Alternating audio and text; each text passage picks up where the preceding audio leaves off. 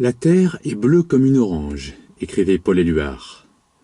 A noir, E blanc, I rouge, U vert, O bleu, écrivait Rimbaud, qui aimait lui aussi jouer avec les couleurs. Et que dire de ces cinéastes modernes qui font le choix de filmer en noir et blanc, comme Spielberg pour La liste de Schindler ou Michel Hazanavicius pour The Artist. Que penser enfin de la constatation que chaque espèce animale perçoit les couleurs à sa façon? Ce qui vous semble réel, ces couleurs, résulte en fait de notre évolution depuis la nuit des temps, depuis nos ancêtres marins unicellulaires qui ont commencé à développer leur faculté à percevoir la lumière il y a des milliards d'années. Rien n'est plus facile à relativiser que notre perception visuelle. Et beaucoup de peintres l'ont parfaitement compris. Paul Gauguin en est un exemple. Au final, qu'y a-t-il de vrai dans les couleurs? À part des longueurs d'onde, rien. La leçon que j'en tire, c'est d'abord qu'on est bercé d'illusions et de faux semblants. Et ensuite que ça me fait me méfier de tous ceux qui affirment détenir la vérité dans quelque domaine que ce soit. Prenons les médias. Ils sont utiles, bien sûr, mais ils créent un besoin de vérité qui tourne maintenant à l'obsession.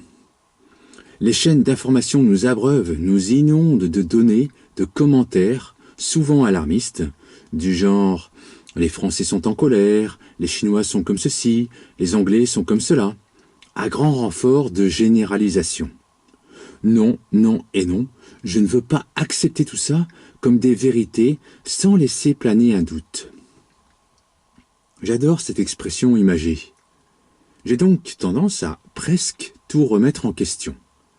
J'aime qu'il y ait une part de mystère dans mon environnement, car ça permet à mon imagination fertile de se mettre en action.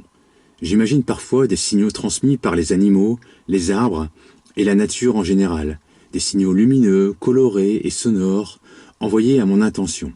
J'invente des histoires, je communique avec ce qui m'entoure. Je sais, cette attitude, qui peut rappeler celle des chamans, peut vous paraître ridicule.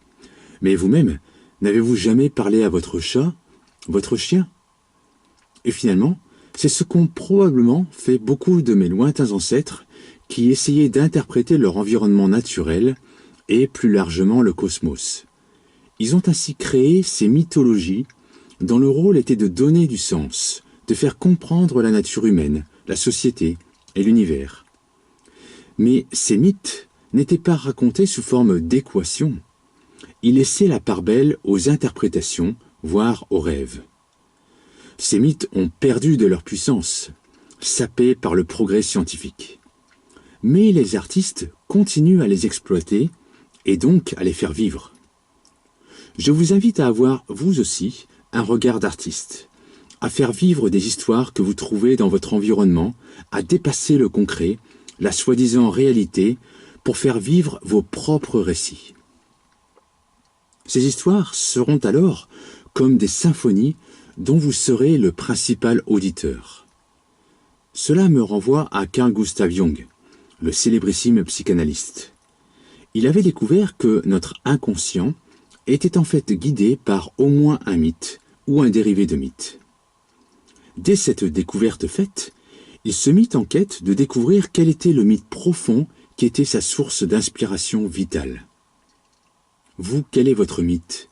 Quelle est cette histoire inconsciente qui oriente votre vie?